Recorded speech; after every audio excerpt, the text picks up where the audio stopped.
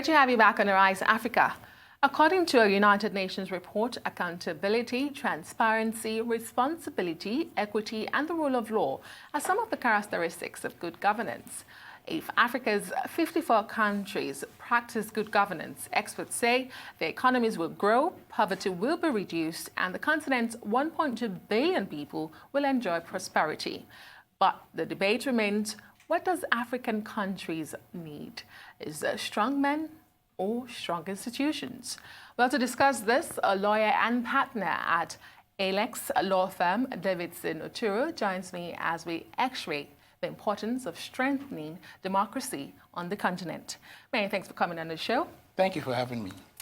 Let me just begin by asking you, strong men or strong institutions, which do you prefer? I will definitely say strong institutions. The reason being that when you have strong institutions in place, then it means that whoever is running those institutions, whether it's a strong person or not, will be constrained to act accordingly to what the framework of those institutions provide. So I would definitely say strong institutions. I'll give you an example. If you look at the United States of America, I'm not saying that they're a perfect system, but when Donald Trump wanted to get into power, his slogan was build the wall, build the wall, build the wall. But till now, the wall hasn't gotten built because it's not based on his own sentiments. It's based on the institutions and the requisite approvals that are required. So I'll definitely say strong institutions are required. But can they exist without another? Strong institutions and strong men? Can we have strong institutions without strong men? We definitely can, and that's what we're seeing. When you have a strong man, which is typical of your dictator system, then it means that everything is dependent on his whims and caprices. So if he wakes up tomorrow and he feels that his opponents are not doing things the right way, then he gangs all of them up, executes them, and then does what he thinks is best. But when you have strong institutions which are founded on the right kind of tenets and have the buy-in of the citizenry, then whoever sits in that seat is meant to carry out what has been provided for under the institutional framework. Well, all of this boils down to democracy, the system of government. And let's look at democracy in Africa. While some African countries are recording democratic transitions, there seems to be a drawback with some others. Some people even say they're defective democracies because you look at the underlying issues of freedom of speech, tolerance for opposition, you know, the rule of law, justice, equity, fairness. Would you say that democracy is thriving in Africa? The quality of democracies that we have? Well, the word thriving is quite a big one because what you have in Africa is diverse systems and interpretations of what they believe democracy should be. It's supposed to be government for the people, by the people.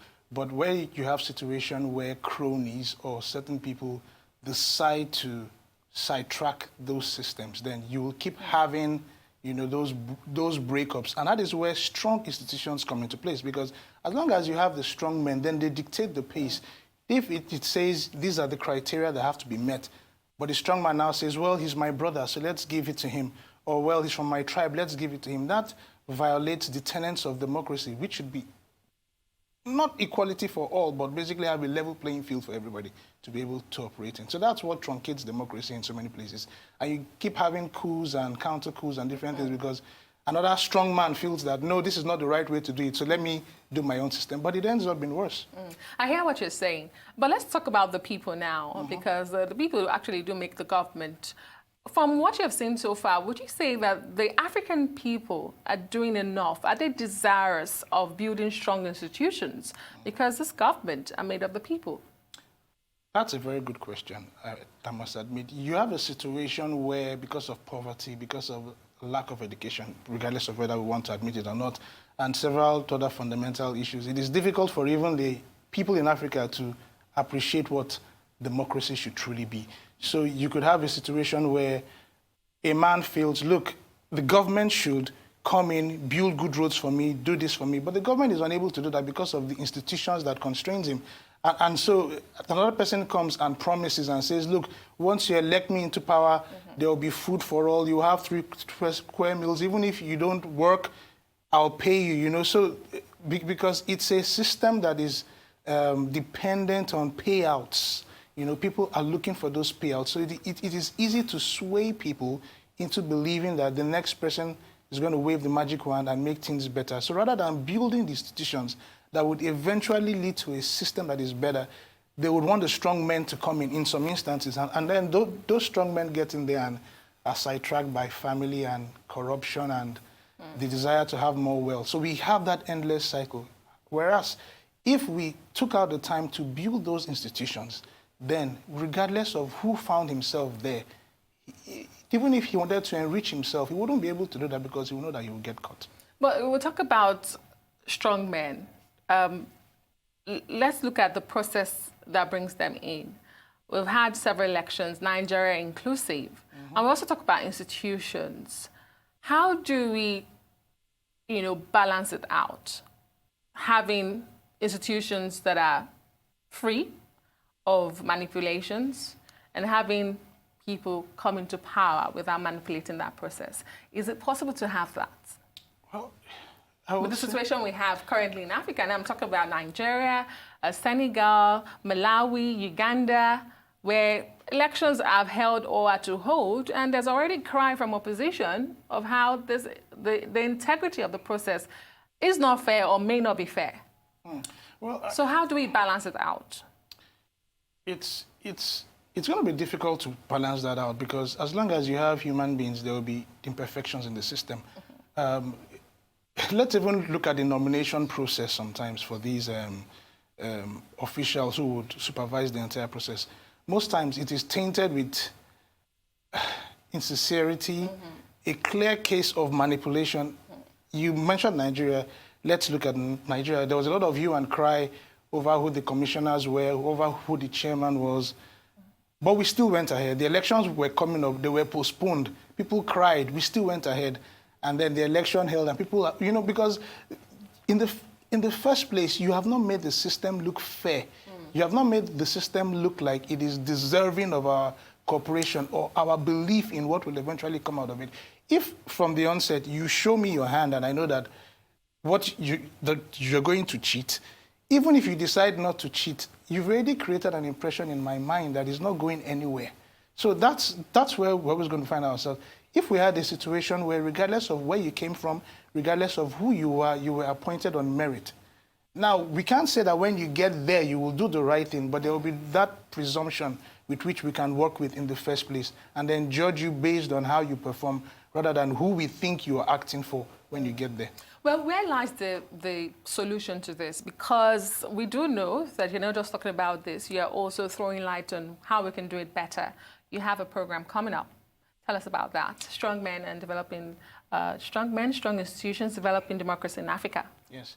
Well, yeah, I believe the answer may come out from that program because you're going to have quite a number of dignitaries and speakers there. The keynote speaker is Professor Lumumba. The famous professor.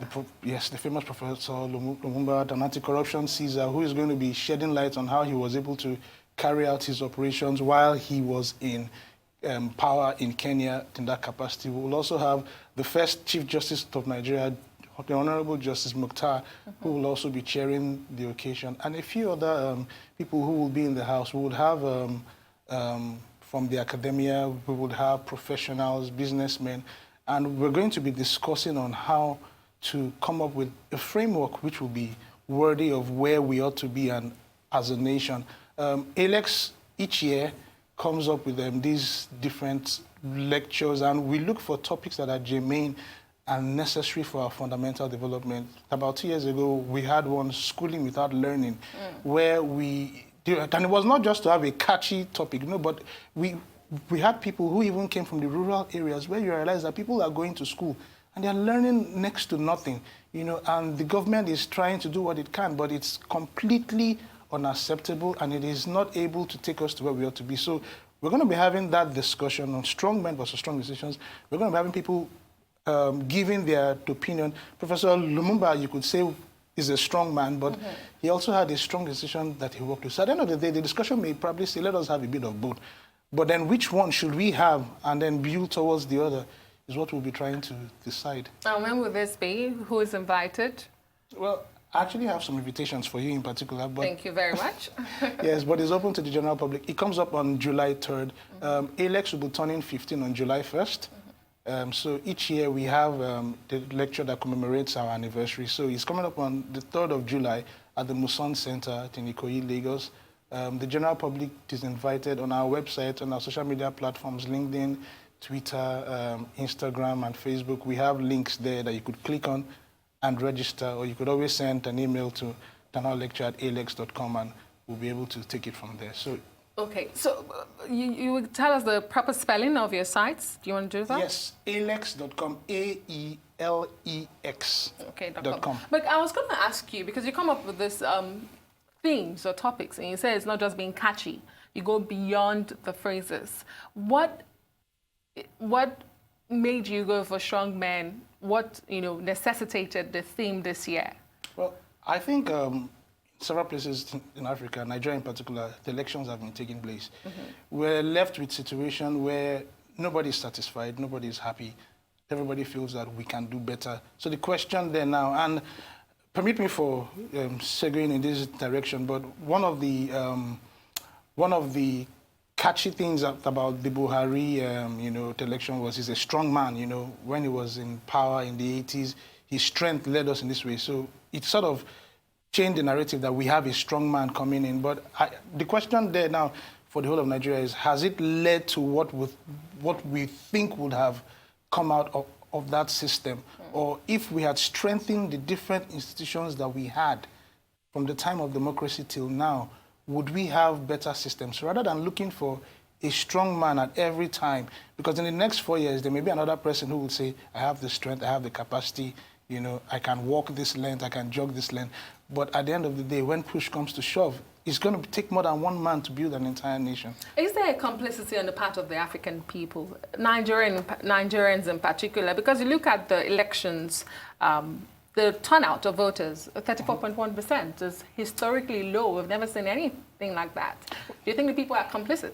Well, you cannot rule out voter empathy. It may have been motivated by, I'll give you an example. I had a couple of friends, both within and outside Nigeria, that traveled when the election was supposed to hold. But because of the shift, it made them feel, what's the point? Because this is probably going to be rigged. So yes, to an extent, the people may affect it by not showing up and by also not demanding more from governance. But I think the governance needs to... We'll have to go, unfortunately. July 3rd is the date. And of course, we'll be looking forward to it. Thank you so much, Mr. Oturu from ＨELEX Firm. You're watching The Rise Africa from Nigeria's commercial hub, Lagos. We're heading to a short break now, but do stay with us. There's plenty more ahead, including Forte Oil PLC appoints new CFO and CEO. Join us again.